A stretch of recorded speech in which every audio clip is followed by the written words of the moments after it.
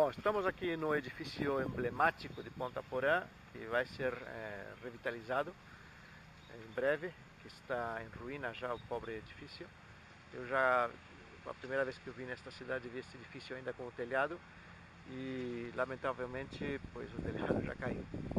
Professor Jules, me podia comentar alguma coisa desse edifício tão emblemático? Então, esse aqui é o famoso edifício denominado Castelinho. Ele foi construído na década de 20, uma parceria da empresa Mate Laranjeira com o governo do estado na época, que construiu não somente esse prédio, como outros prédios históricos aqui da cidade de Ponta Porã. Mas esse é o que se destaca mais por quê? Porque ele foi construído primeiramente para abrigar a guarda da Polícia Militar Estadual, né? Aqui que era o Corpo da Guarda. Na década de 40, ele foi uma das sedes utilizadas para ser do governo do território federal, onde ele foi utilizado. Aqui do lado existia pavilhões onde era feito a moradia dos guardas territoriais, que era aqui do lado, e ele era utilizado para arquivos, para ser feitos despachos também da guarda territorial do governo do território de Ponta Porã. Atrás do Castelinho foi construído o Clube de Aviação Deem Asas ao Brasil, que era um projeto, um programa federal criado por Assis Chateaubriand, que doava aeronaves. Aqui foi doado 2 aeronaves que foram entregues por Getúlio Vargas para que fossem formados pilotos de civis que, se necessário, eram utilizados com combate, eventual guerra. Isso era feito em vários pontos do Brasil.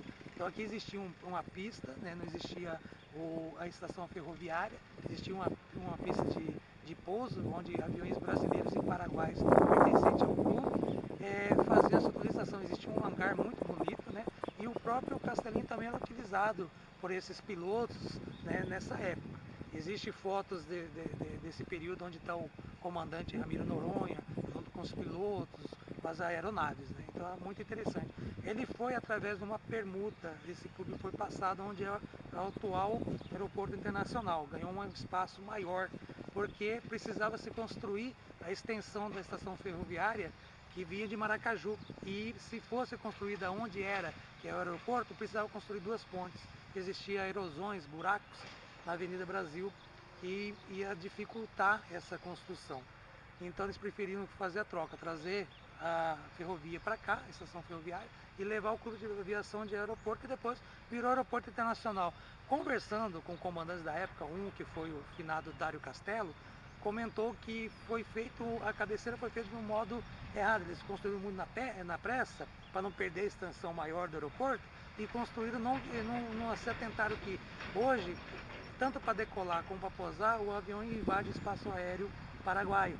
Ele tem que fazer toda uma volta, né, com 360, para pousar o avião, e ele invade o espaço aéreo para pousar. Se eventualmente tiver um conflito, isso nunca vai ter com o Paraguai, a gente perde a cabeceira principal da pista, porque ela foi feita muito próximo à linha de fronteira, né? Não se pensou na época. Sempre teve também, apesar do pós-guerra, mas sempre teve uma amizade, né? Entre ambos os países, por mantido acordos, né? Mas o Castelinho, da maneira que está, tem fotos que mostram que ela é um prédio que foi muito bonito. Existem os brasões de armas em cima, o brasão nacional e os brasões de armas que era utilizado, né, para identificar como um prédio que foi utilizado puramente para a guarda do território federal e também da guarda militar. E posteriormente, quando foi transferido novamente para a guarda da polícia militar, ele foi utilizado como presídio. Aí foram agregados grades nas janelas, porque ele foi utilizado também como presídio na época aqui. Então, além de ser o corpo da guarda, a guarita também foi construída após, quando ele virou presídio, essa guarita foi feita depois da guarda do território ter usado, e ele foi transformado em presídio. Então aqui existem várias histórias. Depois ele foi transformado que acabou o presídio, foi transformado em alojamento para os militares, quando na década de 90 o prédio novo da Polícia Militar do 4º Batalhão foi inaugurado, e foi transformado em alojamento, foi transformado na década de 50 e 60 até um pouquinho, mas foi utilizado como escola. Era o Ginásio São Francisco, utilizou também o prédio do Castelinho. Esse Ginásio São Francisco foi transferido para o local que é o Bombeiro. Quando construíram o Bombeiro, ele foi transferido transferido para a escola normal, que é onde a escola estadual Demarques, é o antigo ginásio São Francisco, né? Então é um prédio assim que tem bastante histórias, história até fantasmagórica que o pessoal coloca ali no castelo, assim, de lendas, né? A primeira mulher que foi presa por um crime que cometeu aqui na estação, ela degolou o marido dela e ela foi presa aqui e ela veio a falecer. Aí o pessoal falava que gritava, que ficou louco,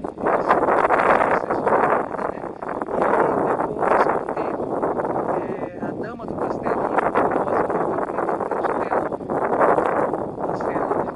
O pessoal falava que em determinado período escutava-se os gritos dessa histórias assim que ficou nesse cotidiano naquela época o pessoal da cidade vinha ver a primeira mulher a ser presa no crime de ouro, então o pessoal vinha observar de longe pela janela, observar, né? Ficou assim, quase um turismo em torno dessa tragédia, né?